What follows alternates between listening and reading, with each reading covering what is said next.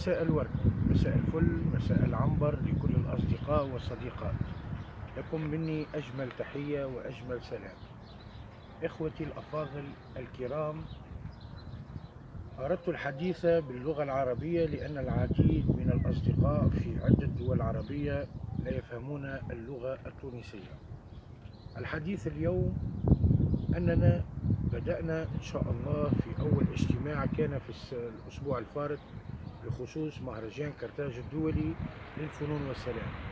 الكل يعلم أن هذا المشروع كان يحمل عنوان مهرجان عليس الدولي للفنون والسلام تحت شعار من أجل ربيع عالمي دون حروب. إخوتي الأفاضل، غدا إن شاء الله سيكون لنا اجتماع مع المنظمة العالمية لأحباء نيلسون مانديلا للتوافق على هذا المشروع والعمل على تكوين لجان في عدة اختصاصات متنوعة، وسيكون لنا عدة فروع في كامل تراب الجمهورية يعملون على هذا المشروع، لأن المشروع إن شاء الله سيكون في شهر 9 ويكون في كامل تراب الجمهورية. ستكون يعني عدة سهرات فنية في كامل تراب الجمهورية. ليس المشروع مثل ما كان بعض الولايات، ولكن قررنا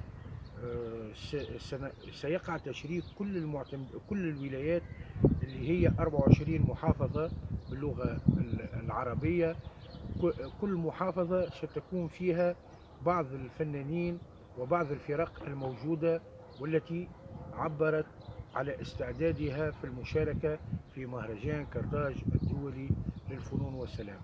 هذه مدينة حلق الواد الجميلة، والمدينة التي الكل يعرف هذه المدينة التي سيكون انطلاقة الكرنفال وافتتاح مهرجان كرتاج الدولي للفنون والسلام من مدينة حلق الواد إلى مدينة كرتاج.